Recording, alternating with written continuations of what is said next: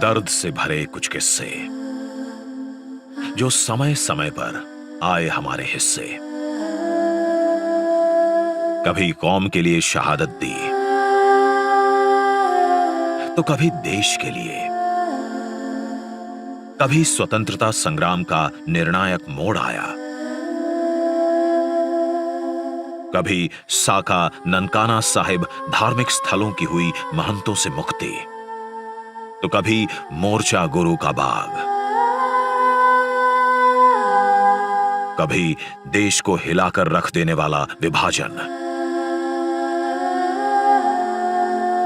तो कभी न सोचा हो ऐसा प्रलय।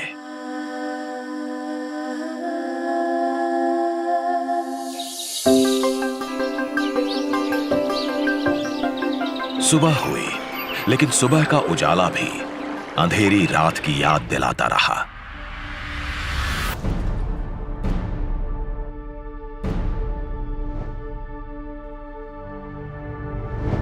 पर जब 2014 में देश में सम्मान का सूरज उगा,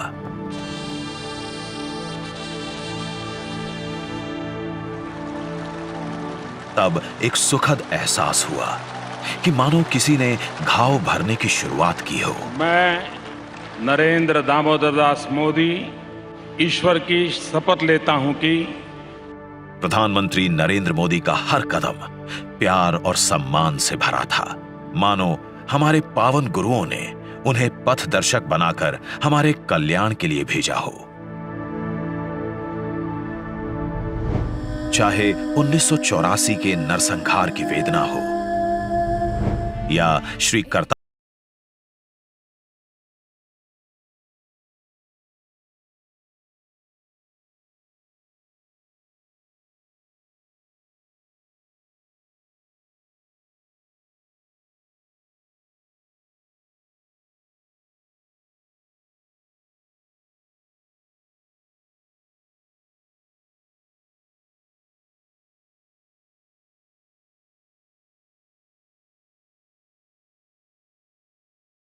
मोदी सरकार ने विदेशी सिख नागरिकों के नाम ब्लैक लिस्ट से हटाने का निर्णायक कदम उठाया, जिससे वे भारत में अपने परिवारों से मिलने आ सकते हैं।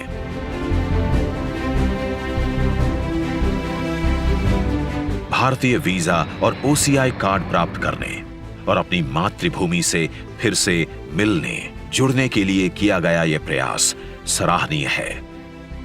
मोदी जी के संकल्प और निष्पक्ष व्यवहार के फलस्वरूप श्री दरबार साहिब के लिए दशकों पुराना FCRA पंजीकरण विवाद समाप्त हुआ है। सितंबर 2020 में श्री दरबार साहिब को FCRA पंजीकरण प्रदान करने का एक ऐतिहासिक निर्णय लिया गया, जिससे अब सिख समुदाय हजारों मील दूर रहकर भी श्री दरबार साहिब के साथ अपने आध्यात्मिक जुड़ाव को और मजबूत कर सकते हैं। गुरु नानक देव जी की विश्व यात्रा की विरासत को संरक्षित करते हुए प्रधानमंत्री जी ने व्यक्तिगत श्रद्धा भाव के साथ गुजरात के कच्छ में लखपत साहिब गुरुद्वारा में पहली पातशाही का नवीनीकरण करवाकर उसकी प्रतिष्ठा को पुनः बहाल करवाया। ये वो स्थान था जहां से गुरु नानक देव जी अपनी मिशनरी यात्रा में मक्का के लिए रवाना हुए थे। इस गुरुद्वारे में गुरु नानक देव जी की लकड़ी की खड़ावां संरक्षित है।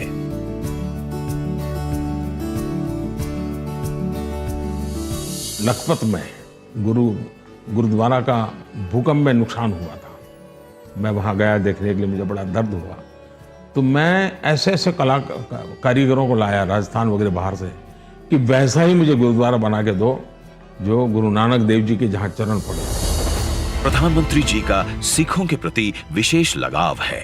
उन्होंने अपनी सरकार को लंगर की सामग्री पर लगने वाले GST में से 325 करोड़ वापस देने का निर्णय लिया है और परोपकारी धार्मिक संस्थानों का वित्तीय बोझ कम किया है। प्रधानमंत्री जी ने मानवता के लिए पथदर्शक गुरु नानक देव जी के सिद्धांतों के प्रचार प्रसार हेतु कई निर्णायक कदम उठाए हैं। ये उनके प्रयासों से संभव हो पाया है कि श्री गुरु नानक देव जी का 550वां प्रकाश पर्व वैश्विक स्तर पर मनाया गया। उनके आग्रह से ही आज कई विदेशी भाषाओं में भी सिख समुदाय के पवित्र ग्रंथ प्रकाशित हो रहे हैं। माता गुजरी, श्री गुरु गोविंद सिंह जी और 4 साहिबजादों की वीरता और आदर्श समस्त मानवता के लिए प्रेरणा स्रोत हैं। साहिबजादों के साहस के लिए एक उचित श्रद्धांजलि देते हुए भारत सरकार ने 26 दिसंबर को राष्ट्रीय दिवस के रूप में घोषित करते हुए बाबा फतेह सिंह जी और बाबा जोरावर सिंह जी के अतुलनीय बलिदान और साहस को उजागर किया है। गुरु तेग बहादुर जी के 400वें प्रकाश पर्व के अवसर पर भव्य कार्यक्रम का आयोजन और दिल्ली के लाल किला परिसर से राष्ट्र को संबोधित करना प्रधानमंत्री जी के सिख समुदाय के प्रति सम्मान और आदर को दर्शाता है। जिस सम्मान का सिख समुदाय हकदार था, उन्हें वो सम्मान दिलाने के लिए, प्रधानमंत्री जी का आभार व्यक्त करने के लिए हमने heartfelt the legacy of faith शीर्षक से एक पुस्तक संकलित की है।